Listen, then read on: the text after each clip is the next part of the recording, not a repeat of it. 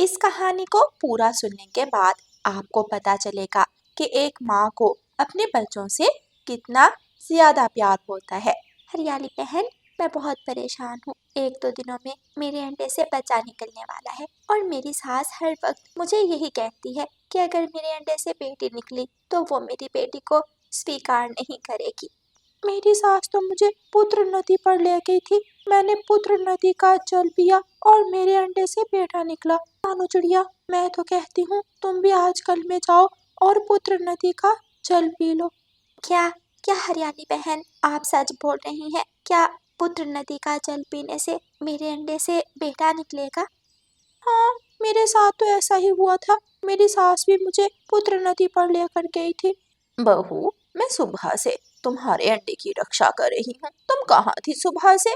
माँ जी, मैं जंगल में लकड़ियाँ इकट्ठी करने गई थी। वहाँ मुझे हरियाली मिल गई। बस मैं थोड़ी देर के लिए हरियाली के पास बैठ गई थी।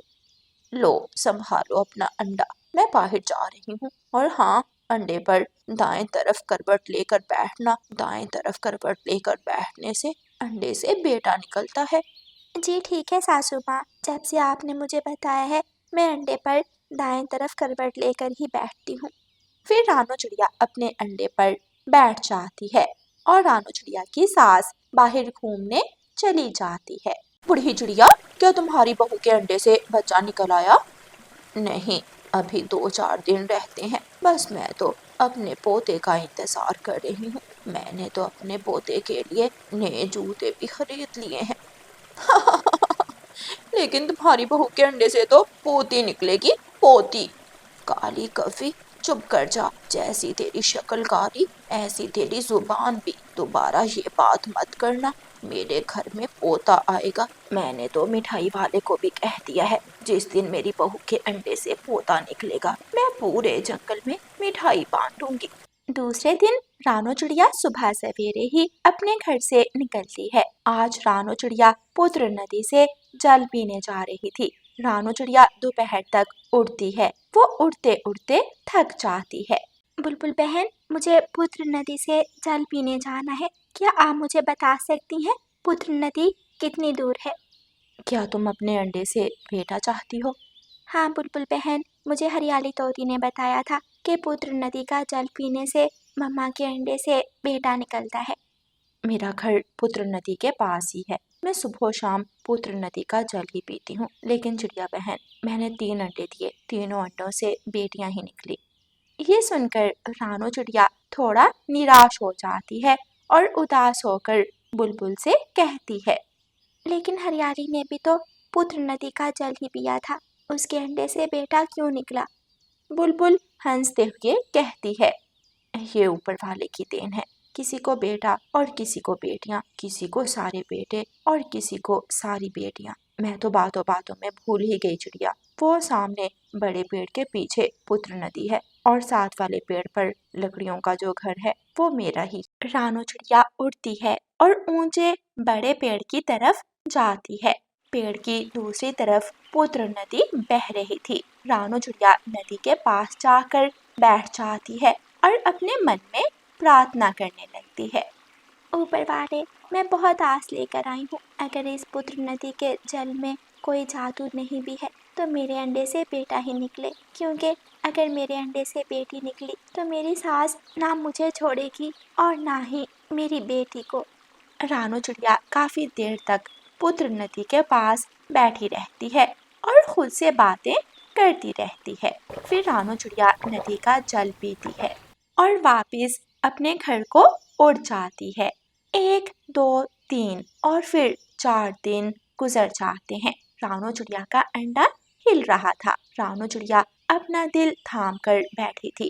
रानू चिड़िया की सास बाजार से सामान लेने गई हुई थी। अभी मेरा अंडा टूटेगा और मेरे अंडे से मेरा सुंदर बेटा निकलेगा और मुझे मम्मा मम्मा पुकारेगा। दूसरे ही लम्हे अंडा टूटता है और अंडे से एक सुंदर सी बेटी बाहर निकलती है। मम्मा, मैं आपसे बहुत नाराज हूँ। देखें, मेरी छोटी सी चोंच है। मैं कितनी देर से जोर लगा रही हूँ। अंडा है कि टूटने का नाम ही नहीं ले रहा था। आपने मेरी मदद क्यों नहीं की? आप बाहर से अंडा तोड़ देती और मैं आसानी से बाहर निकल आती। रानू चिड़िया खामोश थी और पूरी आंखें खोलकर अपनी बेटी की तरफ देखे जा रही थी। मम्मा, मैं आपसे बात कर रही हूँ, आपकी परछाई से नहीं। मम्मा, क्या आप मुझसे नाराज हैं? क्या अभी मुझे नहीं आना चाहिए था? अच्छा ठीक है, मैं वापस अंडे में चली जाती हूँ। छोटी सी चिड़िया दोबारा अंडे में बैठ जाती है और अपना सर झुकाकर उदास हो जाती है। बाहर आ जाओ मेरी बेटी, अब आपका समय पूरा हो गया है। अब आपको दोबारा अंडे में जाने की जरूरत नहीं है। अपनी मम्मा के पास आ जाओ। छोटी सी चिड़िया छलांग लगाती है और अपनी मम्मा की गोद में बैठ जाती है। कबूतर, पहले मुझे जल्दी से घी शक्कर दे दो, मुझे आज जल्दी घर जाना है। आज मेरी बहू के अंडे के दिन पूरे हो गए हैं। मेरी बहू के अंडे से बेटा निकलने ही वाला होगा। दे रहा हूँ माँ जी। आप तो ऐसे बात कर रही हैं जैसे आपको पहले से ही मालूम हो कि आपके घर में पोता आएगा। मेरे पहले अंडे से बेटा निकला था, इसलिए मेरे बेटे के पहले अंडे से भी बेटा ही निकलेगा। कबूतर रानू चिड़िया की सास को घी शक्कर दे देता है। रानू चिड़िया की सास घी शक्कर लेकर घर वापस चली जाती है। मुझे तुम्हारी शक्ल ही बता रही है, तुम्हारे अंडे से बेटी निकली है। मैंने तो दरवाजे से अंदर आते ही तुम्हारा मुंह देख लिया था। माँ जी, मुझे अपनी बेटी की बहुत खुशी है, लेकिन मैं आपकी वजह से परेशान हूँ। माँ जी, देखें हमारी गुड़िया, हमारी छोटी सी गुड़िया कितनी सुंदर है, और बातें, हमारी बेटी बातें तो इतनी अच्छी करती हैं। चूं चूं सभी छोटे पक्षी करते हैं। मुझे बेटा चाहिए था, मैंने तुम्हें 2 हफ्ते पहले ही बता दिया था। तू है ही मनहूस, शादी के दूसरे महीने मेरे बेटे को खा गई। अच्छा भला मेरा बेटा दाना लेने गया था और शिकारी ने मेरे बेटे की जान ले ली। छोटी सी चिड़िया जिसका नाम उसकी मम्मा ने गुड़िया रखा था, वो कभी अपनी मम्मा की तरफ देख रही थी और कभी अपनी दादू की तरफ। दादू, आप इतना गुस्सा क्यों कर रही हैं? क्या आपकी किसी से लड़ाई हुई है? मुझे बताएं, कौन है वो जिसने आपको तंग किया है? मैं जाकर उसे पूछती हूँ। बहू, इसे बता दो, अपनी चोंच बंद कर ले और तुम भी सुन लो। अब इस घर में या तू रहेगी या तेरी बेटी। रानू चिड़िया की सास बहुत गुस्से में थी, वो दूसरे कमरे में चली जाती है। अगले दिन सुबह सवेरे तेज बारिश शुरू हो जाती है। रानू चिड़िया की सास तेज बारिश में अपनी बहू को और पोती को घर से बाहर निकाल देती है। माँ जी, कृपया करें, दरवाज़ा खोलें। अभी तो बाहर बारिश बरस रही है, जब बारिश रुकेगी तो मैं चली जाऊंगी।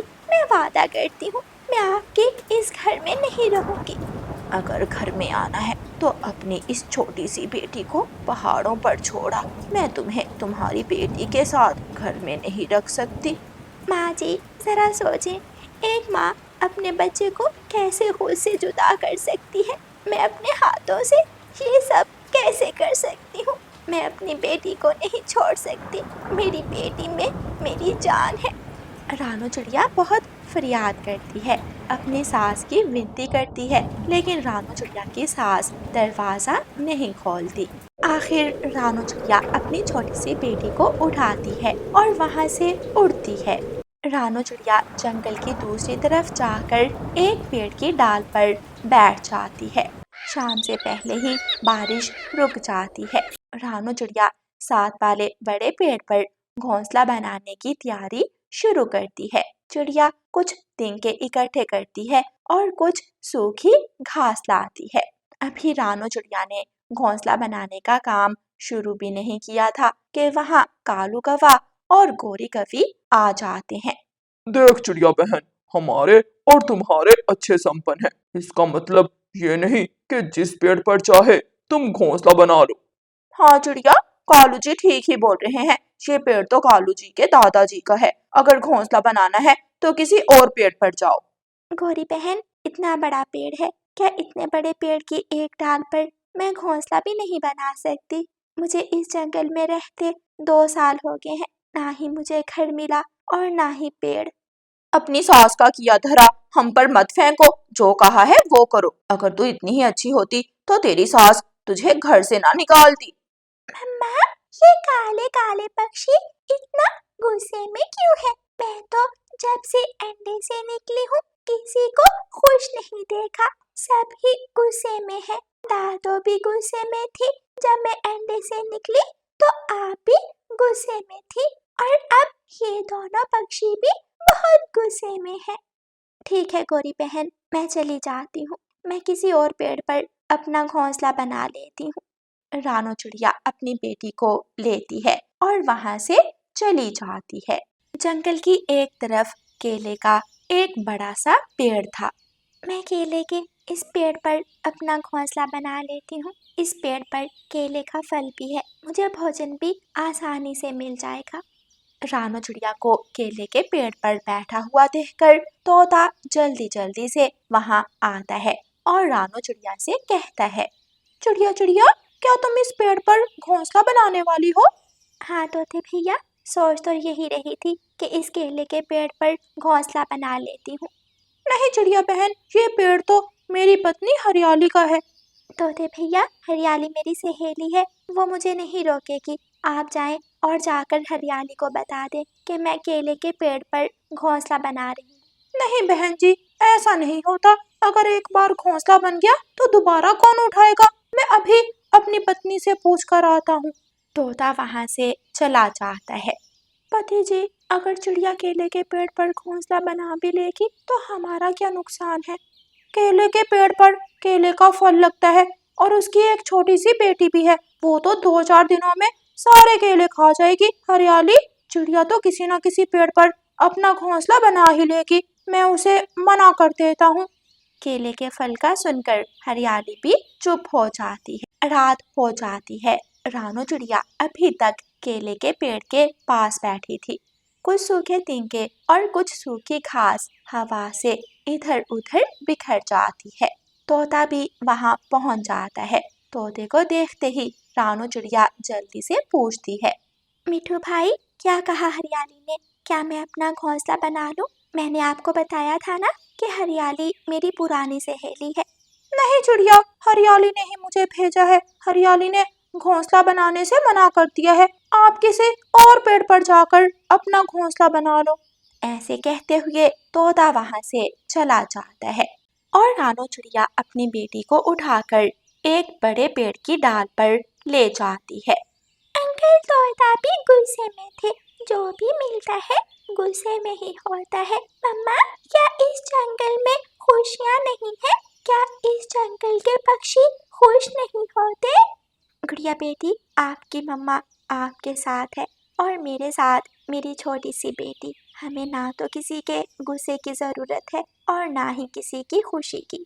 फिर अगले दिन मम्मा चिड़िया फैसला करती है कि वो जंगल छोड़ देगी और किसी दूसरे जंगल में चली जाएगी। मम्मा चिड़िया अपनी बेटी को अपनी पीठ पर बिठाती है और दूसरे जंगल की तरफ उड़ जाती है। मम्मा चिड़िया की आंखों में आंसू थे, क्योंकि उसने कभी सोचा भी नहीं था कि उसे वो जंगल छोड़ना पड़ेगा।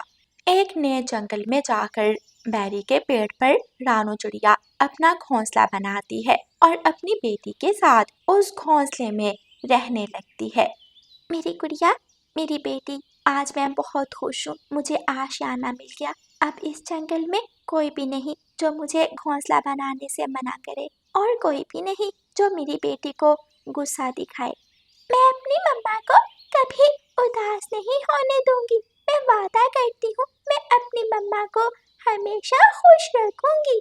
दोनों माँ बेटी बहुत थकी हुई थी। मम्मा चिड़िया गुड़िया को अपने सीने पर लिटाती है और मीठी नींद सो जाती है।